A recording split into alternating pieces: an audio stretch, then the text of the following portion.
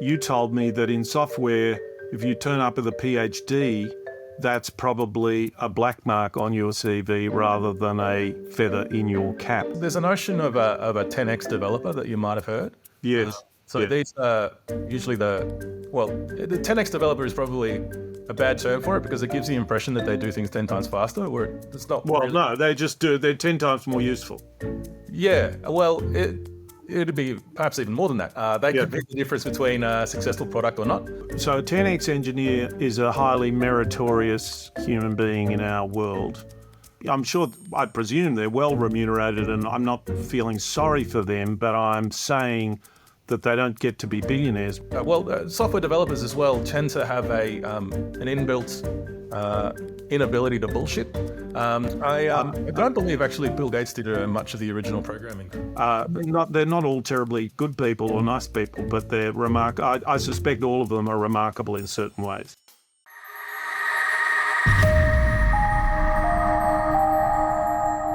Welcome to another edition of Uncomfortable Collisions with Reality. There is a pattern developing, which is that my guests are not uncomfortable. This is not really supposed to be terribly uncomfortable, but we are supposed to have a collision with reality somewhere along the lines. And my friend Antonios Sarhanis, as you may know him, my wife being Greek calls him Adonis. And he is a software engineer and a philosopher of sorts. He did honours in philosophy, and I've even read his honours thesis, which was very interesting.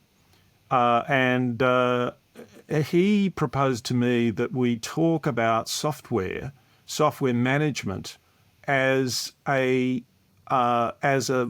area in which practices are such that they provide a very satisfactory foil for a lot of the bullshit that managers go through in so many other areas. In software, things are surprisingly different in enlightening ways, and that struck me as a great thing to talk about, and that's what we're going to talk about. And we went out to dinner, and I wasn't going to take notes, but I did. But all I did was I just took notes for topics. Now, we've spent the last 10 minutes arranging those topics roughly in order. And if the order doesn't work out, that's Adonius's fault, not mine. And we'll be giving you his email address later on. You can send complaints to him. But anyway, welcome, Antonios. And why don't you say what I haven't said to introduce yourself, anything you think people might want to know, should know, you want them to know, and then we'll start talking about the topic at hand. Well, yeah, I've been a Club Troppo reader, and through all that, met Nicholas, and we've had all these chats, and we've got a few things in common. I, however, work in software. I'm not an economist, and I'm the CEO of Antonios Australia, which is a software company that produces a product for ad serving. I'm not trying to promote the product, just trying to give you my background and why, for instance, software does a few things a little bit differently than the norm, and it has some interesting kind of repercussions in how maybe other places could adapt. Indeed, I think we've got a great list of things to talk about. So let me just introduce the first topic by saying that you told me that in software, if you turn up with a PhD, that's probably a black mark on your CV rather than a feather in your cap. Please expand. So the exception is, for instance, if you're doing some kind of mathematical modeling that requires all of those years of knowledge and expertise gathering, and you're applying that to a specific problem at this place of employment. But generally speaking, software is more general, and it requires kind of workplace skills that you kind of accrue over time as you actually code software. And so to see someone who's spent 5 or 6 years or however long it is to end up with a PhD, you kind of wonder, why weren't they building products? Why weren't they shipping software? Why weren't they learning things on the job and learning how to manage these complicated bits of software and getting that kind of work done. And it's that you kind of wonder when you see that PhD there, why they didn't just work all that time. Yeah. And it's kind of things like even depending on the organization, even 3 years out there working at a reputable company is usually treated more highly than 3 years doing even a bachelor's degree in computer science. It can be, that extreme. Like if you've done 3 years working at Google and you've never done any bachelor's degree, the 3 years at Google will hold you in higher stead, for instance. Yeah. So now we're hitting on a topic of some interest to me, which is credentials and and a kind of anti-credentialist bias that you're talking about. The opposite of most other workplaces. The most egregious example of this I know of is that apparently in art galleries, one pathway to becoming an artist would be to be an artist and to sit in a gallery and maybe sketch or just look after customers, but at least you had a job while you tried to practice your art for for many years. And now lots of galleries look for a diploma or a degree in art gallery management, which seems pretty weird to me. But much more generally, this is something that I find that our whole professional lives are dominated by these disciplines. And of course, if you're a lawyer, you practice law, you practice legal thinking. And if you're an economist, you practice economic thinking.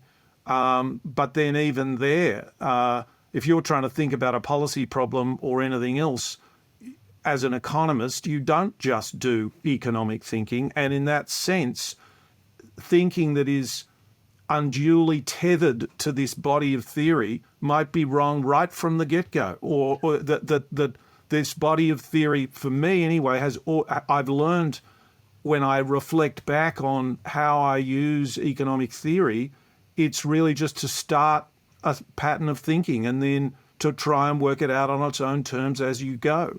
And, I just don't see very much of this. It's not taught that way and it's not practiced that way. And it's nice and that's why I like to look at different ways of doing things that seem to exemplify these kinds of principles that I'm talking about, because I call that a process of ground truthing. You guys have to build software. If you build software and it doesn't work, people notice. A point that I expect we'll get back to.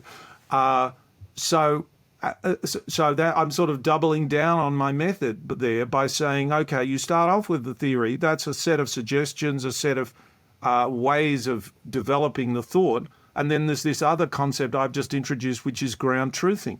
And that is, does it work? But if you're doing economics, if you're working in the Productivity Commission and you're producing a report on on how we should structure the electricity industry, you aren't going to get feedback for years. And when you do, you can always say, oh, well, as Churchill said numerous times in his life, the idea was good, the execution was bad. Yeah. As Churchill defined success as moving from one failure to another with no loss of enthusiasm. Anyway, sorry. It's also kind of like you can see it in places like music, for instance, where no professor of music is producing hit songs that people want to hear, generally speaking. Yes. People like Beatles. Beatles are marvels at their chord progression. They've got a guitar at the back there, if you might have noticed. These chord progressions weren't heard in pop songs. They weren't heard often in classical songs. And there was just them playing around, trying to find what works, and they didn't need any musical theory or musical understanding in the deeper sense, as in the technical sense, sorry. They had musical understanding in the deeper sense. They didn't have it in the technical sense. And they could just experiment and play and produce wonderful music that people wanted to hear. Yeah. And it could be complicated. So, Bohemian Rhapsody is, well, not the Beatles, but incredibly complicated, but incredibly alluring. It's the same thing with software. Like you can produce a really difficult solution, or there's a difficult problem, and you produce an elegant solution, and sometimes it has nothing to do with computer science theory. Often, too, at least in software, it's a particular thing in software. You might have particular algorithms that have been developed by a whole bunch of computer science experts, and that eventually gets packaged up into a piece of a library software that you can just call. So you can say, all right, I'm just going to call that library and use it. I don't actually need to understand the inner workings of that algorithm. But I know how to use it. I know when to apply it. And off I go and use software. And then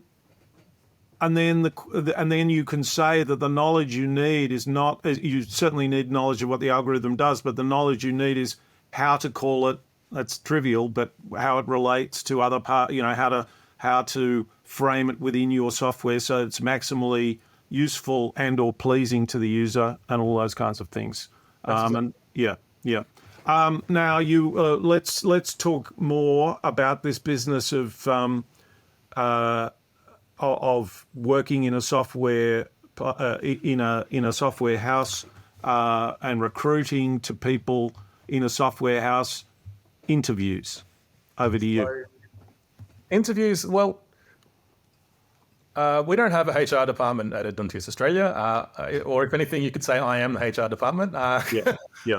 And HR is, well, HR can't really assess whether or not a developer or a software engineer is going to do a job well.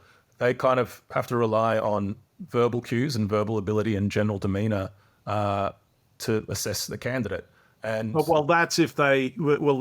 saying that an interview is looking for those things, and they're the wrong things to look for. Well, when it's conducted by a HR person, I would say. Okay. Whereas what you're after as a software engineer is something else. Like you can have basically a person who's not very nice, and you can work with them in a software team very, very well. And things like software developers as well tend to have an inbuilt inability to bullshit. So they often have the words people software developers tend to have a real meaning, as in they're not generic words. They're not they'll have almost tight definitions, and anything that can you give an example? So, for instance, I was synchronous. So, synchronous. There was a particular crossword that I was doing, for instance, that was about.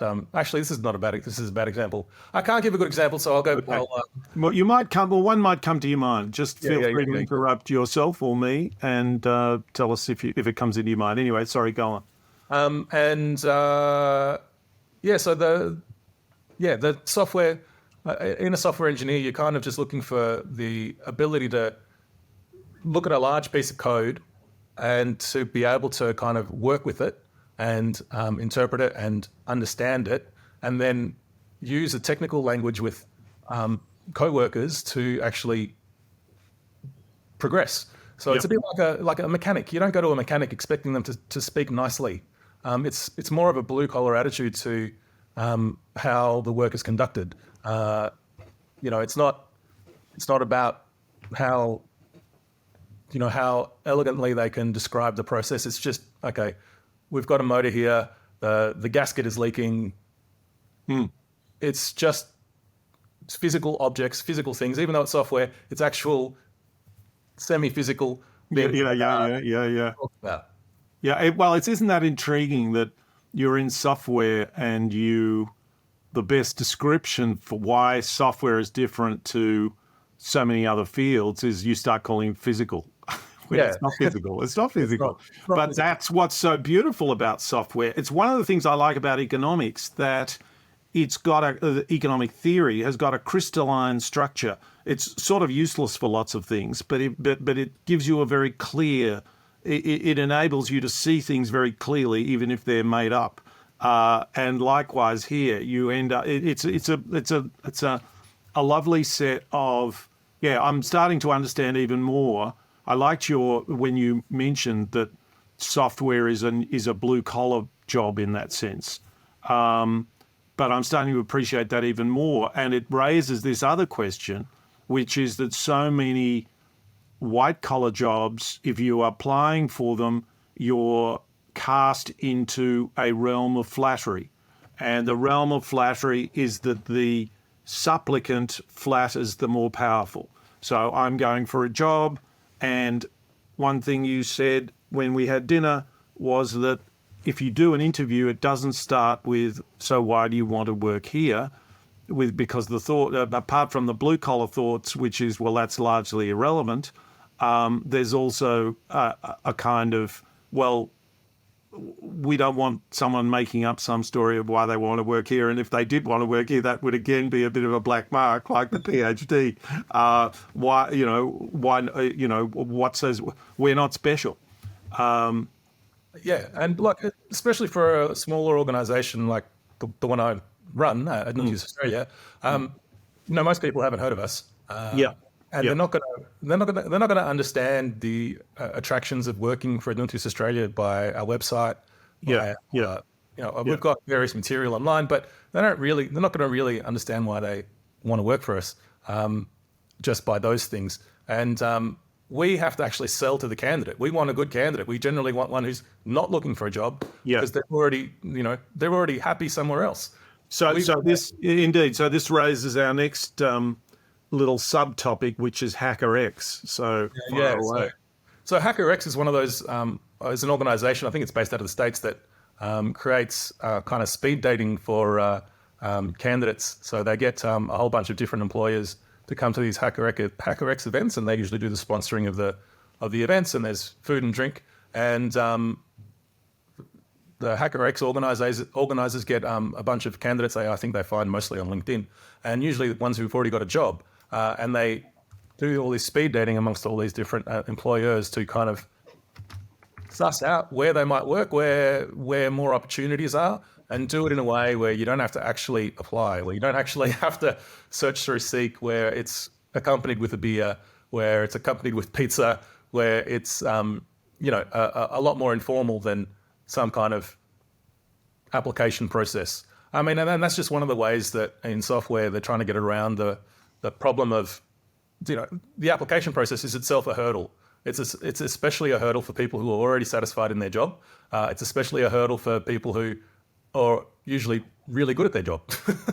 Exactly. Well, there's the application process being a hurdle, but it's also, there's something else going on, which is that it's trying to avoid adverse selection. It's trying to avoid the process that anyone applying for a job is by virtue of that in a class of people which includes quite a lot of people who aren't going to be particularly good. That's right. And of course, headhunters go back a long way in HR, that is.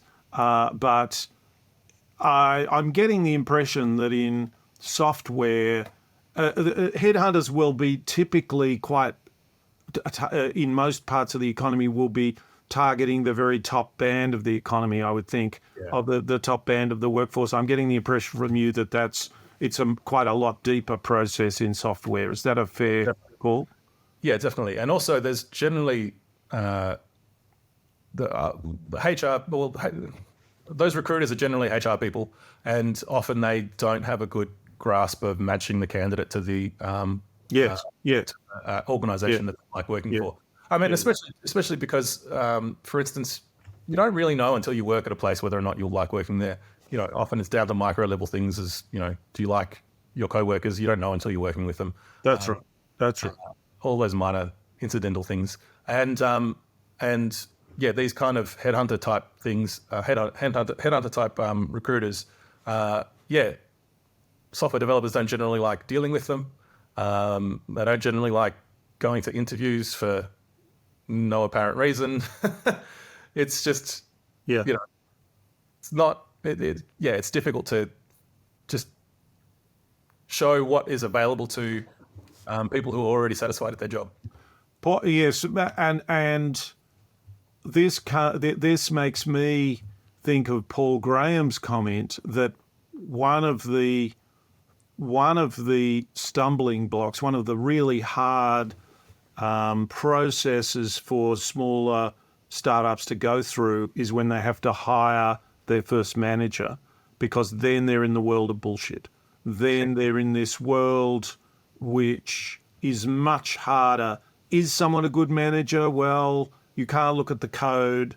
You can't stick them in a room and say, manage that. And so the market for managers is just so much more bullshitized. It's the managers themselves there are lots more duds, according to Paul Graham, and that's, I respect his judgment a lot more than mine, but they happen to coincide. And then there's just sort of bullshit everywhere you look. Even if you're a good manager, you'll have to converse in bullshit quite a lot. Yeah. Yeah.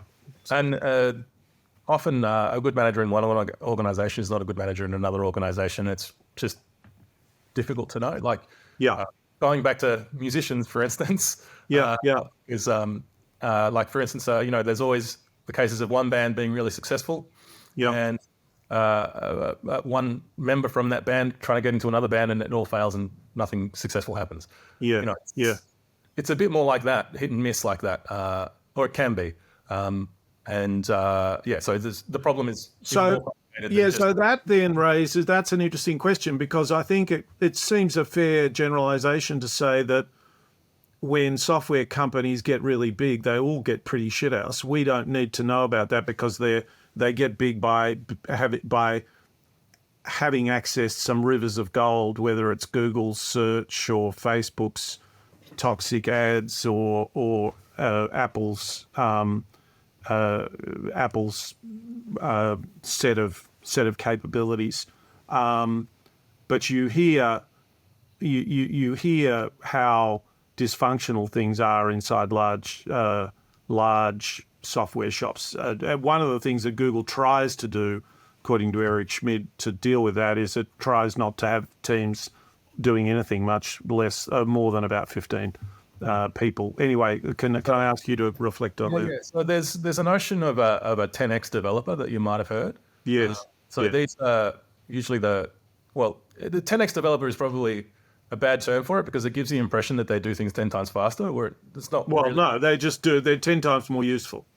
Yeah. Well, it'd be perhaps even more than that. They could be the difference between a successful product or not. Yeah. You get more bang for your buck out of these kinds of people at the beginning of a new piece of functionality or a new product. Yeah. So they'll come along and they'll make the right initial choices, and making the right initial choices has massive ramifications for the success of a product or feature.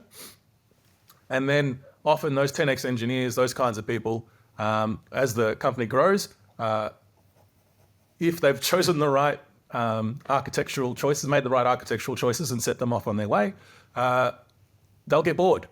That 10x engineer won't be happy that 10x engineer won't be happy at a bank because they don't have that same ability to create a product or a feature. They won't be happy, or sometimes they just won't be happy at the same organization that they've started at because it's already going, and it's just often just building on the same product and the same choices that have already been made. It's hard to kind of get that 10x engineer to be moving to the right places where their talents can be best utilized. So it's kind of fascinating because if you think that, so a 10x engineer is a highly meritorious human being in our world, but they're not getting, I presume they're well remunerated, and I'm not feeling sorry for them, but I'm saying that they don't get to be billionaires, most of these people. Some of them might if they got some equity in something and it went well. But the billionaires are the people who can survive inside the bank, where they really don't have much autonomy, where everything is a compromise with existing ways of doing things. And again, this question of scale. Scale is where money is, and a 10x developer, which is where adding value is, it has only a partial overlap with scale, if you know what I mean. So reflect on that. What do you mean by a partial overlap with scale? With the way you've told the story, there's an historical overlap with scale, which is that if I'm a 10x developer, I'm working on a problem which might turn into a Facebook or a Airbnb, and I get equity, then I probably won't be, some of those original entrepreneurs might end up with 30% equity and they're the 10x developer, but most of them are not. Most of these 10x developers, some of those people will get some decent equity and they may never have to work again, but they do want to work again, but they're not Elon Musk. They're not the people who they probably are Bill Gates. I presume Bill Gates was a great developer. He may not have been. Maybe Paul Allen was. I don't believe actually Bill Gates did much of the original programming for. Yeah. Okay. Well, he's a very smart guy. He's a very accomplished guy. He's not just a guy who's good with the bullshit. And I'm not saying any of these billionaires are. That's probably a bad example because all of the billionaires that are known to me have remarkable qualities, even if they're not developer 10x qualities. They're not all terribly good people or nice people, but they're I suspect all of them are remarkable in certain ways. Probably I'm not sure if you've heard of Linus Torvalds. Of course I have, yeah. I'm not sure if he's actually a billionaire, but he's certainly very rich. But he is, the quintessential 10x developer. 1000x developer. He's a great developer, is he? Incredible. I presume he is. Yeah. And because he worked out the kernel for Linux, and that is that a piece of software is that a piece of magisterial software writing? He's based that off of Unix. So I'm not entirely sure I don't believe Linux has done anything that was so revolutionary that it couldn't have.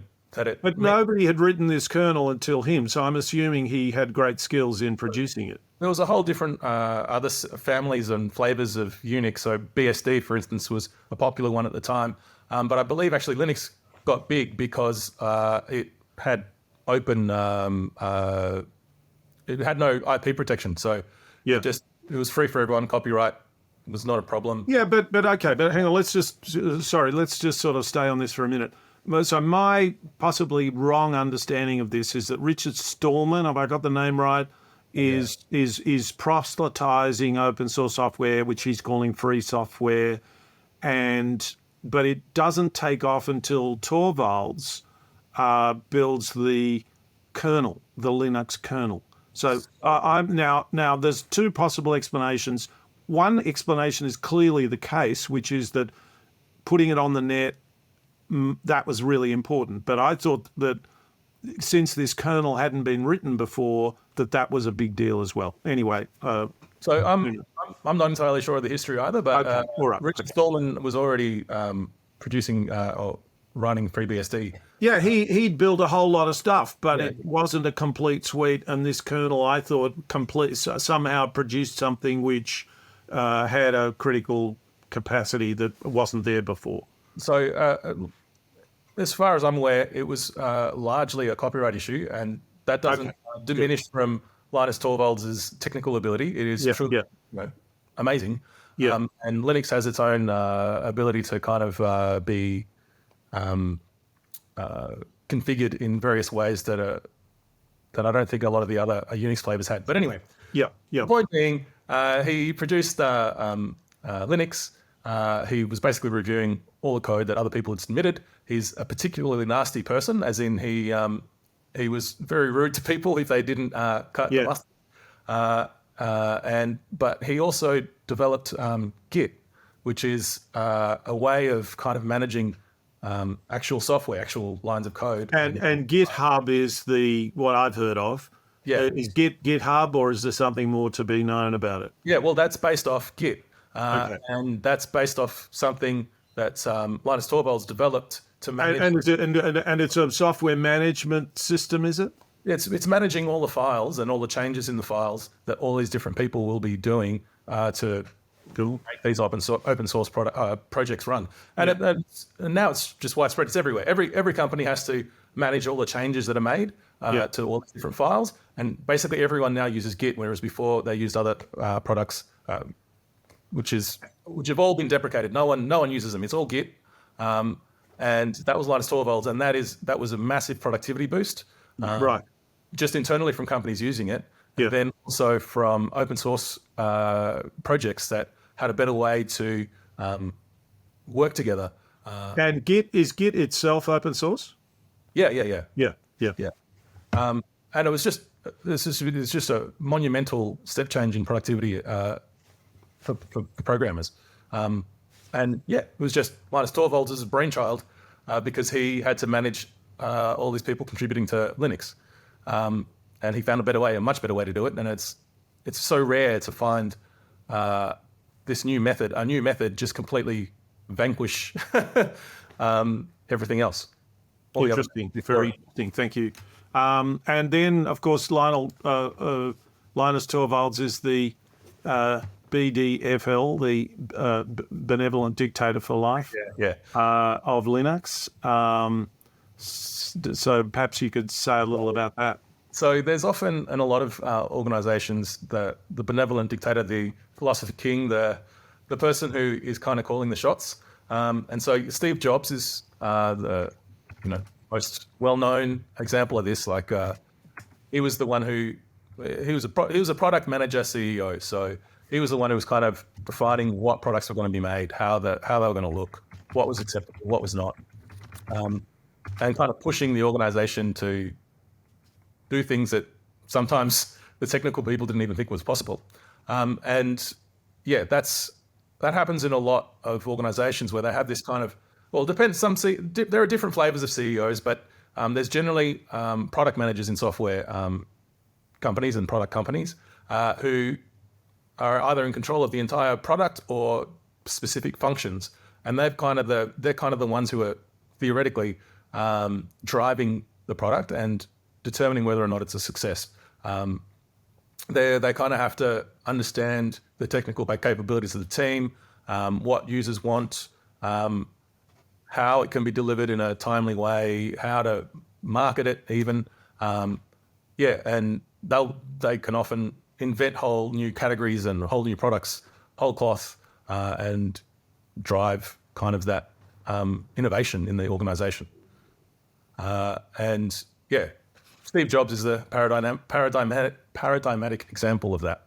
And it's the responsibility usually for the particular function, the responsibility usually falls onto this product manager, who is usually kind of the mini CEO or the actual CEO of this product or feature area. Yeah, it's very intriguing. One analogy I've used for a benevolent dictator for life, which I associate more with open source projects than proprietary ones. Maybe in proprietary ones they're less benevolent. It's sort of, that's the way it is. But one way I've used to try and explain it is it's a bit like a benevolent dictator for life is a constitutional monarch. So Linus Torvalds, somebody can just take all the code from Linux and run a new say this is Antonios Linux and just follow me.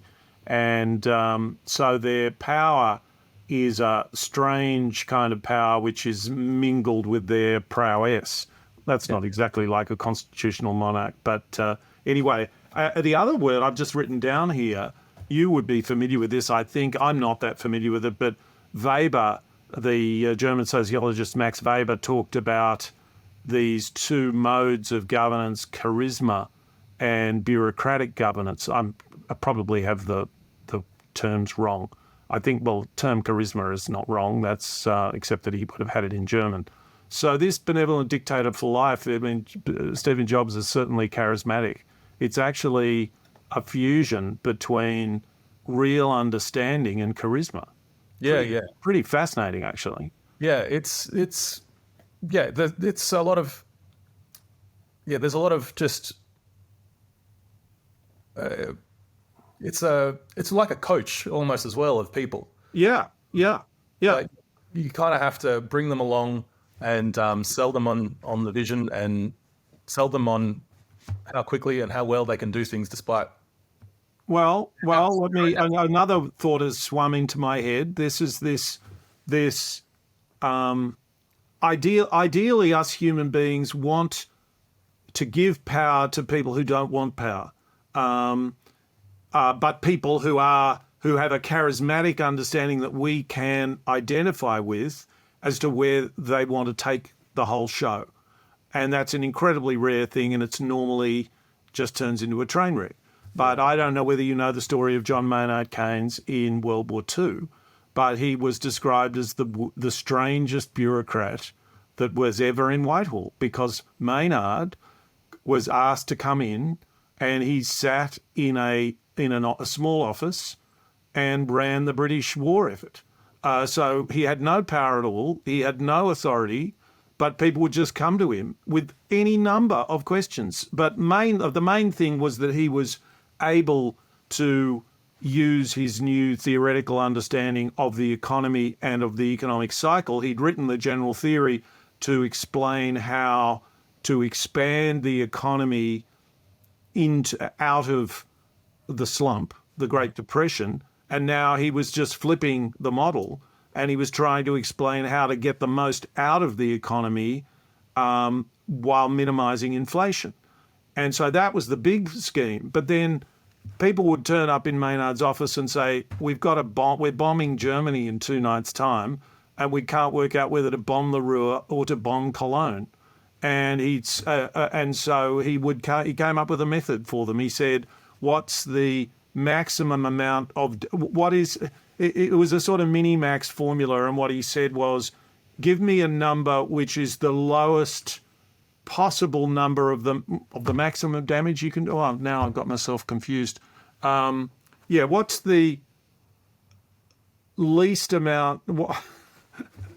I think you can intuit what I'm getting at. But you would calibrate this by taking the most amount of damage that was likely, the least amount of damage that you would bank on, drawing a line in the middle, doing it with both, and then you say, right, that's it, we're bombing this rather than that. Yeah. So he was, and the other example I want to give you, which I only learned about in the last year or so, is the Doge of Venice. So the Doge of Venice had less power than King Charles has, but he was an elected monarch, not an appointed monarch, or not a hereditary monarch, and the election was a closed election, a bit like the papal conclave.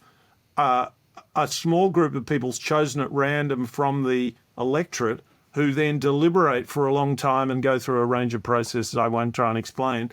And eventually you arrive at this guy who is the Doge for the rest of his life. It's always a him. But he's almost invariably old. In fact, I think invariably old. And he's a respected person. Yeah. And he also does what he's told, but he's very influential. Yeah. So that's a great kind of power. Yeah. It's just a wonderful, and this thing went for 500 years until Napoleon invaded without a civil war or a successful coup or anything else. Yeah. Anyway, sorry, you were going to say something. I was going to say, I suppose a more a recently popularized example is Oppenheimer, who got a bunch of scientists together to deliver a nuclear bomb. Yes. Which is, they were developing something that had never been done before. Yeah. Big egos, big smart people. Yeah. And he managed to make them all work together to produce never before, never known thing.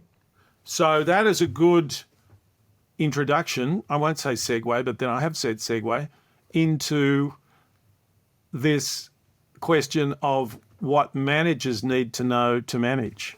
Over to you. What managers need to know to manage? Well, what that's just prompting you to say they need to know, but they need to have some technical mastery of software. Yeah. So it's kind of fashionable now for the someone to learn the art of management and to apply those management skills. Yeah, I've never understood those. Yeah. Yeah, a whole variety of different organizations and areas. Whereas in my experience, and I think it's generally everyone's experience, the best managers in software actually have a technical understanding of the area. And so, often they're programmers, they were programmers in the past, and they've decided to go down on the management track. And they know when someone's bullshitting them. They know when, quite often developers have to create or provide their own estimates on how long some work needs. So, they'll say, oh, this might take 2 weeks. You need a manager to be able to say 2 weeks. I think you can do that in 2 hours. And even more incredible manager is someone who can go, look, I've just opened up the code. I reckon you just need to do this or that. What are you talking about? You kind of need that ability to hold the people to account, hold the actual developers to account. Well, there's so many dimensions to it. That holding people to account is one. Having their respect is another. Yeah. And I was about to say, conversely, you need the ability for the manager to understand what the technical people are saying, and understand their concerns, understand what they're saying, so that message can be repackaged for other management, for people who are not in the technical area, for people who are wanting this product, and kind of to be able to package up a larger piece of work into smaller bits and to kind of develop to some kind of a roadmap, some kind of a sketch, and understand what's required so that can happen. There's a whole bunch of processes that generally are required in the software team as well. So there are notions of continuous integration and things like that, which I think like the Toyota production line principle and continuous improvement processes relate back to that as well. So continuous integration is generally, you have a bunch of code, you have your software code, you want to make sure that it's always working. So you want to have a whole series of batteries of tests running all the time. So anytime a change comes along, you actually make sure that before it can be included into the main batch of software that gets released into it's gone through a whole battery of tests. And the code itself that makes a change is itself tested. So there's a whole bunch of different test cases that are created so that to make sure that you don't go backwards. You don't actually break the system by doing all these changes. And so a manager, for instance, will have to kind of go, all right, I'm noticing there's a lot of bugs coming into this project. I need to direct the resources of my team to improve these continuous integration processes, improve the tests that are currently being run, add some more, do whatever is required to reduce the bug count, for instance. And that's kind of something that management with a technical understanding can best look to do. And the economist Andrew Oswald, English economist, has documented. He's got a real practical interest in management and workplaces, and he's documented the fact, or documented in surveys and using survey data and so on, that that workers who have a respect for their managers' technical competence are dramatically happier. That the companies are more productive. No real surprises, I suppose, but we don't manage like that. And I guess, we've gone in a very different direction. I'm now thinking about the public service. And I don't want to say that this is all bad, because I don't think it is all bad, but there's certainly bad things to it, just as there were bad things in what it replaced. So the person who ran a hospital 50 years ago almost certainly would be a doctor. There are benefits in that, but then there have been some terrible hospitals who've been, and doctoring isn't management. Anyway, we have now swung the pendulum in a very, very strongly in this other direction, which is the people at the top of the public service are general people. Many of them have a background in economics, which is good in one way and frightening in another. And economics is this famous discipline that is famous for this line of which is we're not interested in whether something is potato chips or silicon chips. And in some certain senses, that's right. Because the government can't be expected to, the idea of level playing fields has a certain logic to it. And it's a political logic as well as an economic logic. But we are now in a situation where all of the people at the top of all these bureaucracies are not closely aligned with doing things, and that's pretty disastrous. I just say those things without underestimating how hard it would be for them to be doing things, but they're not doing things, and as a result, virtually all of the difficult things that governments do, they do badly, really badly often. I mean, it's also kind of almost embedded in the Westminster system because the ministers often don't understand the portfolio that they're ministering. And they're terrified, and they basically are not in a position to upset their department. So there you go. Sorry, go. No, what were you going to say? I was about to say it takes someone with the crazy confidence of Paul Keating to kind of challenge their own department, or Boris Johnson or Donald Trump. Yeah, I mean that's that we ingest bleach, for instance. So it's you could tell with Paul Keating that he didn't understand the detail particularly, but he did. He was one of the few ministers. It's not hard to get the hang of economics. I reckon I could teach someone who wanted to learn it in an afternoon, really, and then with some practice. And Keating was one of the people who really did glom on to the sort of these basic ideas about how he was one of the few people who could explain why, if other countries interfere with trade, it's not an argument for us to interfere with trade. Or rather, to put it absolutely correctly, it's a very you could use it as an argument for us to interfere with trade, but not out of symmetry, not out of political symmetry. You would have to understand what was the impact of what they did, and why would us intervening, almost certainly in a different way, be justified? And you just don't hear that. And Keating could actually not only understood that, but could explain it. I remember watching him explaining it on the now defunct Sunday program, really quite brilliantly. So let's talk about Goodhart's Law, the Mythical Man Month.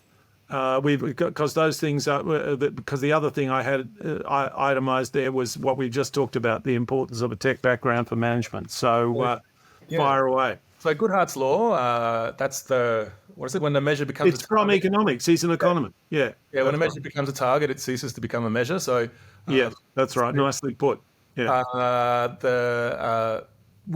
Managers and non-technical managers have always wanted to assess the productivity of their technical team. Yes. Invented myriads of ways to do that, and it's, in my mind, never been very successful. It's has this person committed to the whole code repository, 1,000 lines of code for the month. That's going to be our main line, they might say. That's going to be our minimum, they might say. But of course, the number of lines of code is terrible. Well, in government, we have this one in, one out rule with regulation. We're going to say there'll be no more regulation, and any time you introduce a regulation, you've got to get. It's bad just in its own right as a measure, and once it becomes a target, you're in real trouble. Just add more lines of code for no good reason. Yeah. If you're going to assess me on the lines of code, sure, I'll give you more lines of code. Often the best code is the least amount of code. Exactly. If there's fewer lines of code, there's fewer potential faults. And what you really want to do is make software that is reliable, and that can't really be measured until often months in the future. We were talking about 10x developers before. Often you don't know a 10x developer has failed until a year from now. And you're going to go, yeah, this is some bad architectural choices, and we've got what's known in the industry as tech debt. We've got all of these decisions that we've made in the past that we now regret, and we need to go back, or we need to go and just change all of those bad decisions, update all the code, update all the processes, because we made some wrong choices. Oftentimes through no fault of the 10x engineer. You make it get. And you can never really assess that month by month. So that's all easy to believe, but what's the alternative? Well, I'm not. Well, how systematic could you get if you do have some mastery of the? I guess it comes back to your roadmaps and things like that. Anyway, how can you build some accountability in these processes? So I tend to believe that you generally can't. That it's just a you're amongst friends here. Yeah, go on. Well, I don't want to. I'm no good at this sort of stuff. I don't want to be bossed around, and I don't want to boss anyone around. But that's not a very. I'm prepared to believe that that's not a great pathway to group productivity. Well, you generally want a software team that takes pride in its own work, and good developers, they get a little bit hurt when they find a bug in their own code. Yeah, exactly. They'll want to continually improve processes. They'll want to continually make sure everything is running smoothly. They'll do that off their own bat. And a manager kind of wants to inculcate that into their team. And, sometimes that has the perverse effect of making the team slower for the next 1 or 2 months so that it can be faster in the future.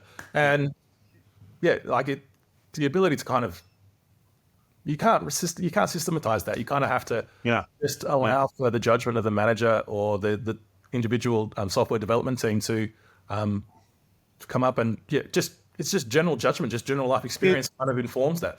Yeah, it's interesting. I often think that sport is a good thing to think about because sport is one of the areas where things have to be done, and they don't start by saying, where do we want to be in 5 years' time, or what are our values? This kind of, just rubbish as far as I'm concerned. They have problems to solve and they go and solve them. They actually increasingly use statistics, but hopefully they use them to give them quick lie of the land about what's happening. Hardball gets in AFL football. There are various things locked in my, that are sort of bubbling away in there. So they use them to get the lie of the land. They don't. It's hard to believe. I mean, I think it's possible that if someone got more kicks than someone else or more possessions than someone else, and they weren't quite as good at delivering them, they might, that the managers of the football team might suffer a little bit of too much metrication. But generally, the relationship between metrication and problem solving is right. The idea of motivation is right, which is we want these people feeling part of a team. And other than that, there isn't accountability. There's a lot of solidarity, quite a bit of competitiveness, a lot of and these basic ideas of self-respect on it. Respecting oneself and respecting one's peers. That certainly sorts. It seems to me that makes sense to me. Yeah, well, those are all that's the aim. The aim is to make the team self-sufficient and self-respecting, and want to actually and self-governing to a very substantial extent. Yeah, that's right. And you can kind of tell one good actual interview question, tying it back to the start of the discussion. Yeah, it's kind of trying to work out whether or not the candidate gets a kick out of seeing their software running in production and used by people. That's generally the aim. That's the aim. You want people using your software and using it successfully. And when you get candidates who get a kick out of that, Yeah. yeah, that's the tick. You know. Okay, well, with the skillful way that you're threading in the introduction to this conversation, I'm going to ask you what might be a concluding question, or just invite you, or maybe I'll just say that we have sort of surprised each other, because I talk a lot about Toyota's management system, which I ran into in 1983 and was completely gobsmacked about. And in many ways, it enjoys very similar kinds of countercultural. It has a countercultural flavour to it. And you then told me that, and when software people started talking about agile, I always thought, oh, well, that's cool. It's nice that it's kind of formularized, but that's just Toyota management, basically. And I think you're the person who turned up that it's actually a quite conscious, it's quite a conscious borrowing from Toyota. So yeah, I believe the Agile Manifesto was actually kind of independently developed. So the Agile Manifesto was a bunch of software heads getting together, Right, in place, and kind of bringing together their thoughts on how to manage software. And then the parallels were noticed between that and Toyota, and the lean process from the Toyota system kind of was transposed into software and became a lean software process as well. So incorporating kind of the ideas from that and the ideas from Agile and software. Yeah. And Yeah. yeah, there's just noticing all these incredible parallels between the two, some that were developed independently and some that were borrowed from the Japanese example. And it's just been kind of a surprise that they came together so well. And it's about that process of empowering the people who are actually doing the work, and ensuring that they themselves can improve their own processes, and by that process of improving, have more pride and take more pride and derive more enjoyment from the work that they do. Because there's a kind of an intrinsic motivation that comes from seeing something improve. Seeing that you yourself have made the process improve, you yourself have contributed to that kind of thing going well. I mean, it's like a sporting club. You get much more excited when you're actually winning, and you are contributing to that win. Well, or even if you lose. I mean, I remember saying to my kids, and I wasn't being a Brady Bunch dad. I was speaking from the heart when we lost by 6 points to Geelong in a preliminary final. And I said we got our money's worth. It was a great game, and we just lost. But we feel we can. It's brutal and horrible that someone's lost, but that was great. That was great. That's what we go for. Yeah. We don't go to sort of fart around and screw half of the things we do up and just feel, well, what was all that about? I mean, the beauty of Toyota to me was this idea that you're putting together, you finally get together enough of the elements that it starts to glom as its own alternative way to do something. And that involves insights into what people are like, insights into the way systems have to work and respect reality and respect the idea that if you improve something, then the next task is to work out how to build it into the muscle memory and so that it's a platform for the next improvement. None of that stuff's easy. And then when you see it, you go, oh, yes, of course. And I love what Edward Deming said when the Americans finally started doing plant tours of Japan rather than inviting the Japanese to come and see how it was really done in America.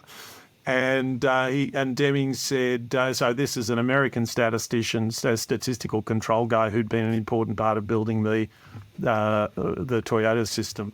And he said the Americans they come with their notebooks, they write everything down, they go home and they copy what we've done, but they don't know what to copy. And so they'd go and-on chord. Now, the and-on chord is the chord that you pull and the entire factory stops. So they ran home and installed and-on chords. Well, of course, no worker was going to pull one of those things because all hell would break loose. And so they constantly they propagandize, just pull the and-on cord. This is our new form of management. So eventually someone pulls the and-on cord and there is, of course, complete chaos. And, just hilarious. So it's an entire, I like to think of it as finding a place for Aristotelian man in these industrial, what's the dark satanic mills in which Hobbesian man, pulls a lever and is measured on his production. So here's a provocation which I wrote down earlier. We were talking about, if you like, one theme we raised, I think, implicitly was the dysfunctionality of HR divisions. Yeah. So I want you to extemporize now as we play the music going out of this podcast, which there is none, of course, but I'm imagining it. I want you to extemporize on how you would write. What would you teach an HR division about how to do their job? How would they do it in Toyota or under Agile or whatever? Go. I'm not sure it's entirely possible.